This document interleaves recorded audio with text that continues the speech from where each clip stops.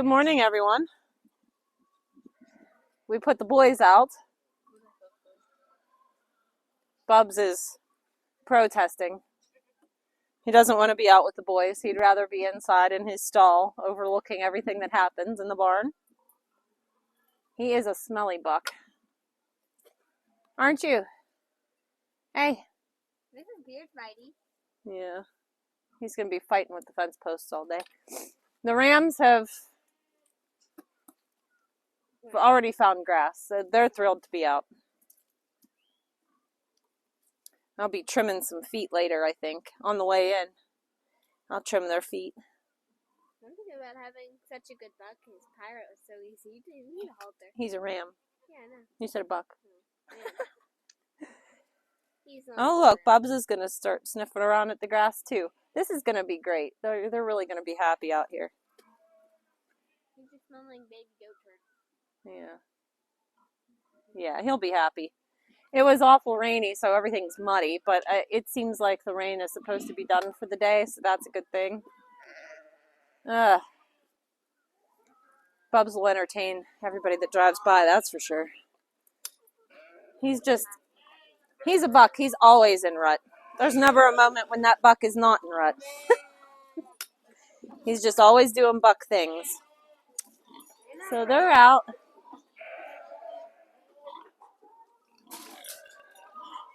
He's big. I did not realize how big he was. Yeah, he's a big boy.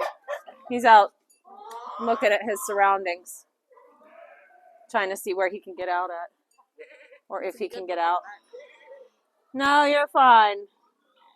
He can't get out. I hope anyway. Hi everybody, and good evening. It is later in the day, and we went grocery shopping all day today, trying to get things for Easter dinner, which is, what you see behind me, so ignore that. But yeah, so when I got home today, I got a very exciting package, which I am so excited to show you guys. It actually came a couple days early, so this is my package from Pine Tree Seeds, which is superseeds.com, and I'm so excited. So this is my bunch of seeds that I have gotten so far. I am hoping to get another order put in pretty soon for some more herbs and medicinal plants, but those are things that I might not start until fall. But I'm going to go over with you guys what I got. So yeah, I order from Pine Tree Seeds. They are a small seed company, and I've always had really good success with their seeds. They're a small company. They grow their plants, they seed save, they make sure that everything is really good, and they're in New England. So I'm in Pennsylvania, so the varieties of things that they grow and are successful for them are going to work out for me here in my my zone, because we're pretty close to New England, and if they have success in a shorter growing season, then I'm sure that we're going to be successful here. So I'm going to go over with you guys the seeds that I got and what I'm excited about. And I'm going to also put in little screenshots of the product from their website so you guys can see what they are. I'm going to try to go through this a little bit quick. If you guys have questions, please feel free to leave them down below. I'll try to answer them as best as possible. I'm also going to refer you to their website, which is superseeds.com, if you have any questions. Again, I'm just going to try to rapid go through this. Tomorrow we're going to start seeds because I don't want to say I'm behind, but I'm kind of behind for certain things, but I have plenty of time to grow them, so I'm really not behind. I have like FOMO because I'm seeing some of my friends post, and they're in the vicinity of where I live, and some of them have these beautiful seedlings that are already like yay big, and I'm like, oh my god, I'm running behind.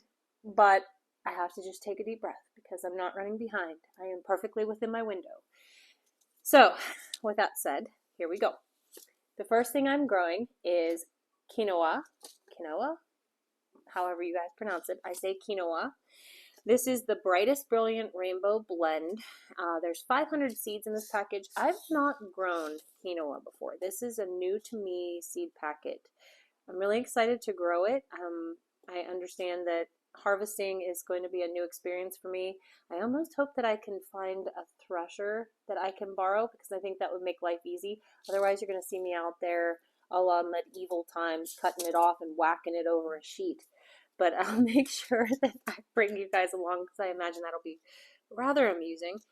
But yeah, I'm really excited to go grow quinoa. There's a couple things. I love to eat it.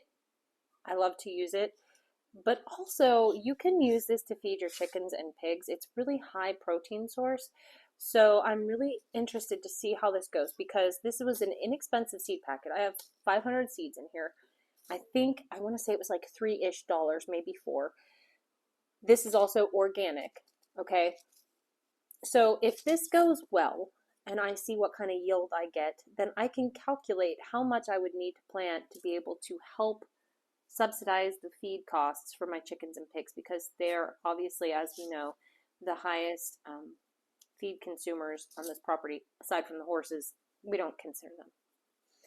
So we'll see how this goes. I'm really excited to try the quinoa. That's a new experience for me. If you guys have planted it before and you have any helpful tips, I would love to hear them. So make sure you leave those in the comments. The next thing, I'm going to show you three things here.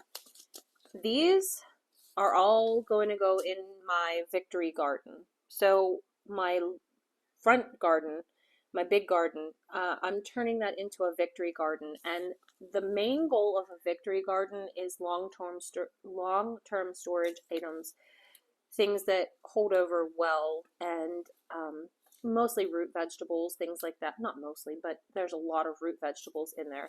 Although fennel isn't a root vegetable, I did plug this in place of something that I wasn't really sure if I was going to like. So we have Florence, oh no, this is, yeah, Pheno Florence fennel. We're going to give this a try. I love licorice.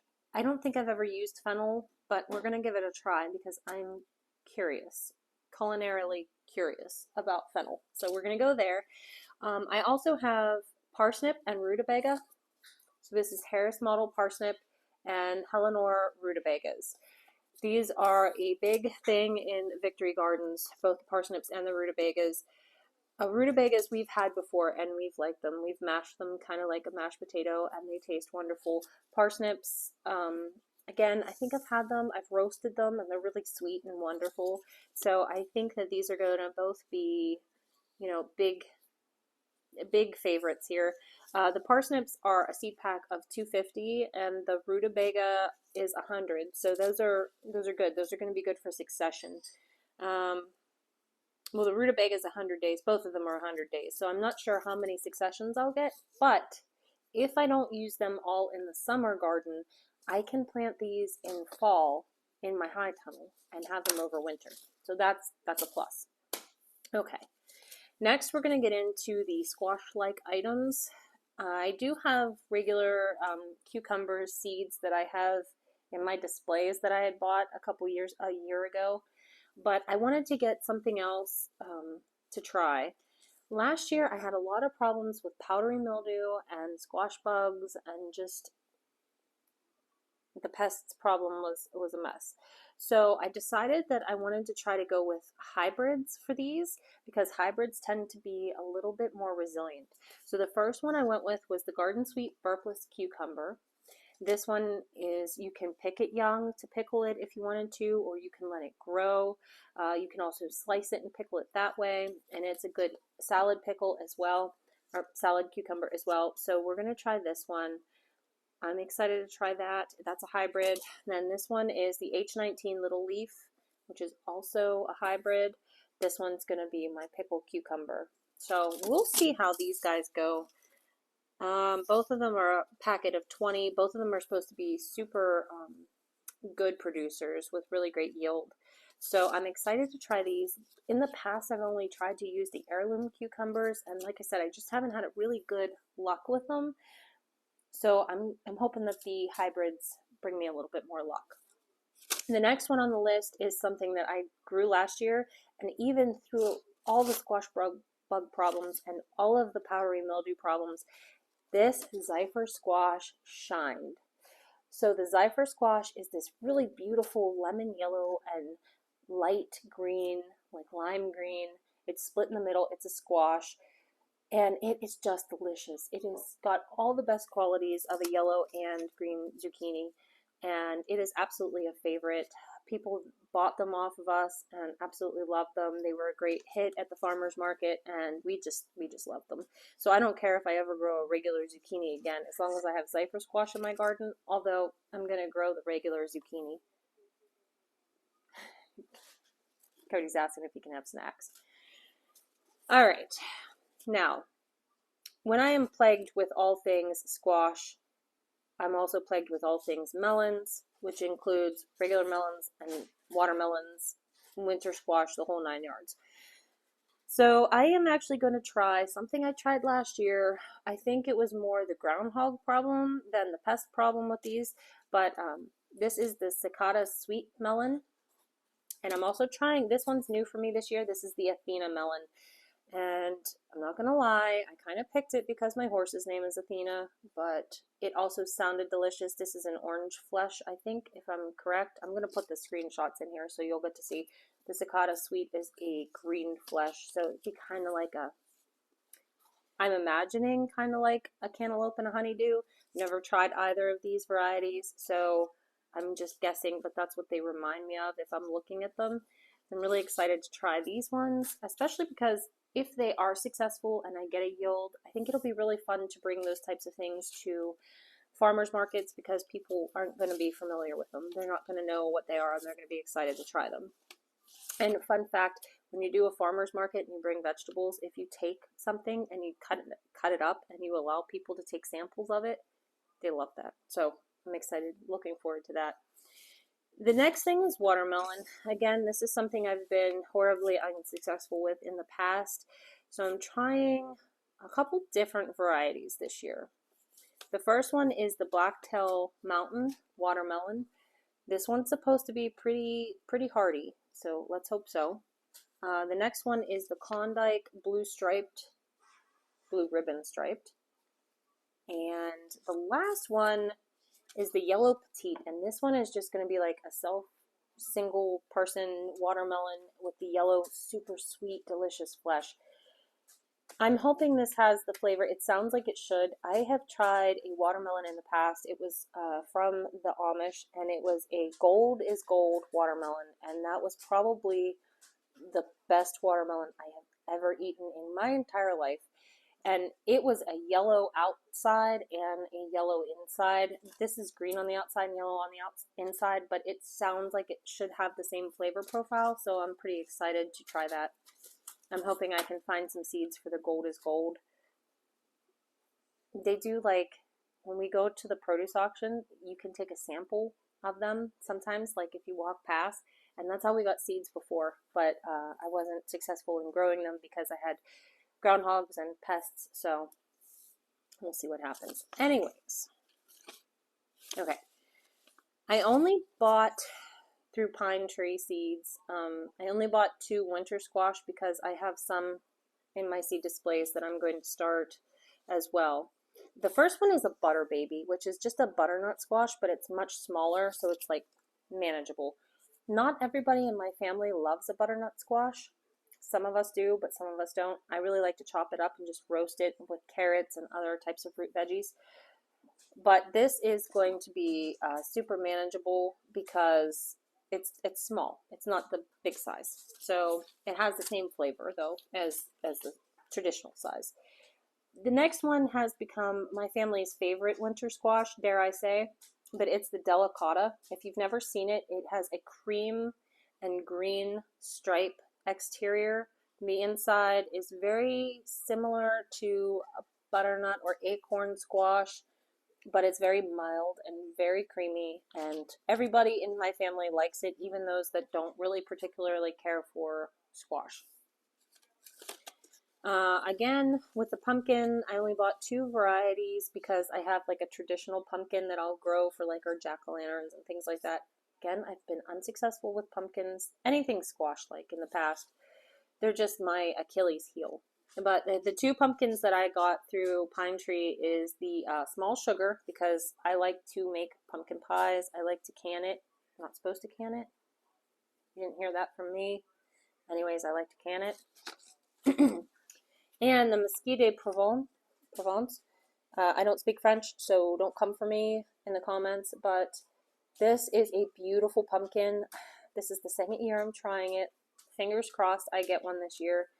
They are supposed to be delicious. I guess they use them to make soup right in the rind.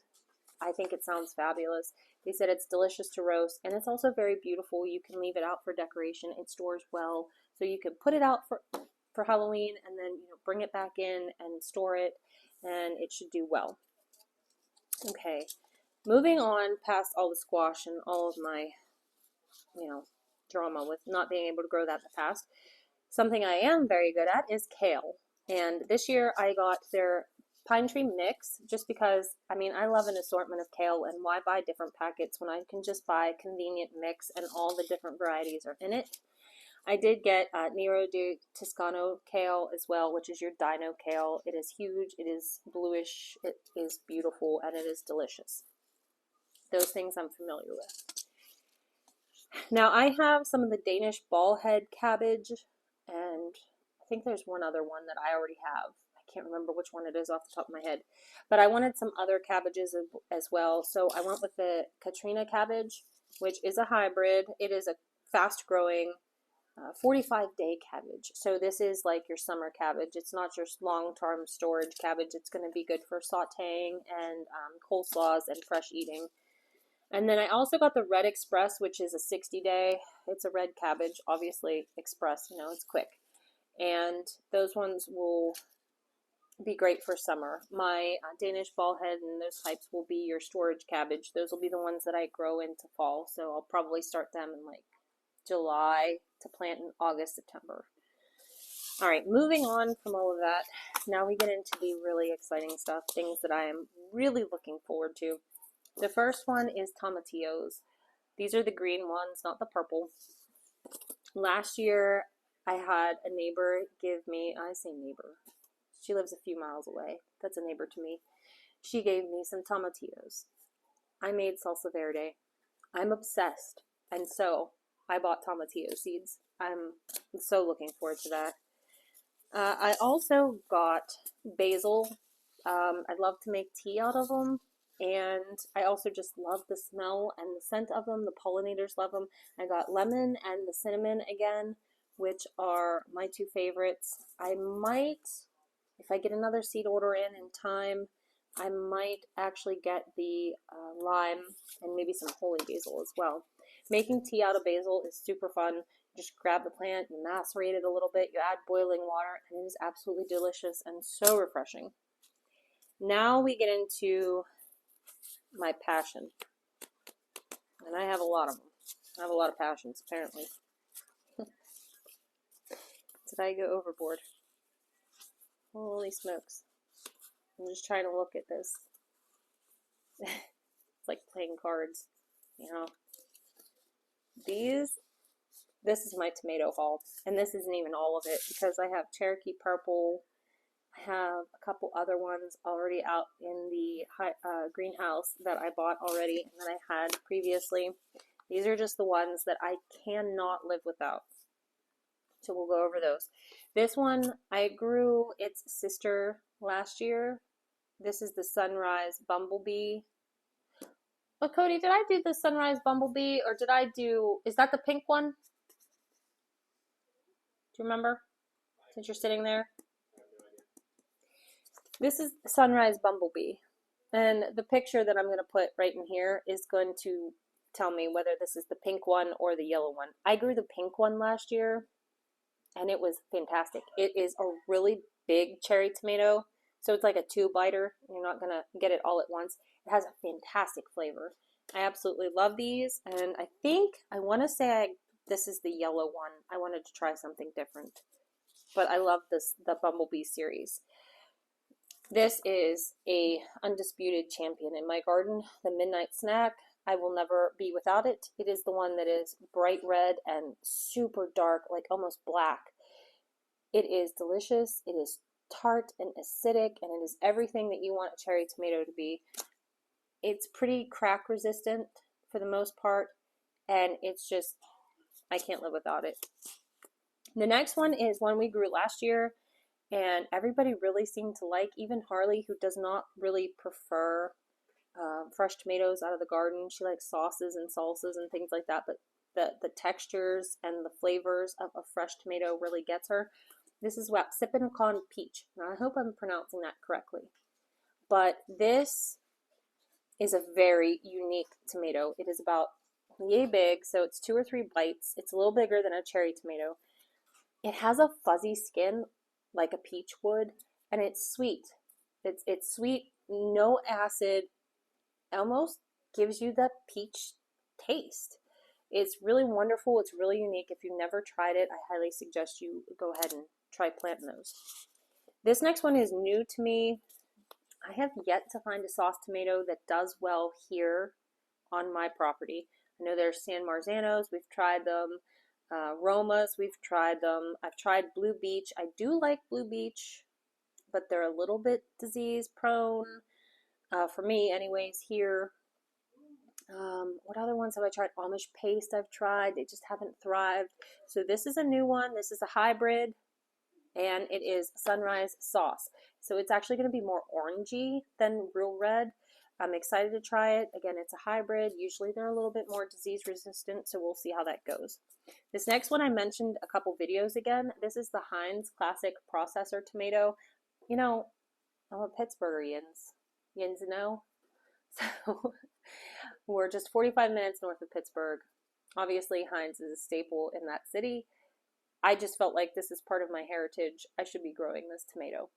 It is good for fresh eating, so I can slice it up and put it on a salad or a sandwich, but it's also good for sauce. So I'm excited to try that.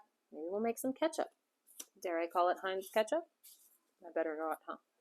Okay, I did go ahead and get the Blue Beach because the Blue Beach tomato is a huge sauce tomato, and it is very, I've grown this before. I loved it. I did like the flavor of it a lot. It's very low seed and gel ratio to actual flesh, tons of flesh. It's big. It's a big tomato.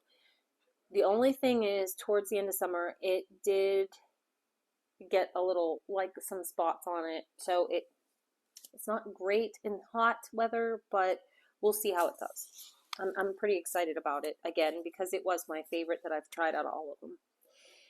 This next one is one that I grew last year. I absolutely loved it. So did my customers, actually. So it's the Aunt Ruby's German Green.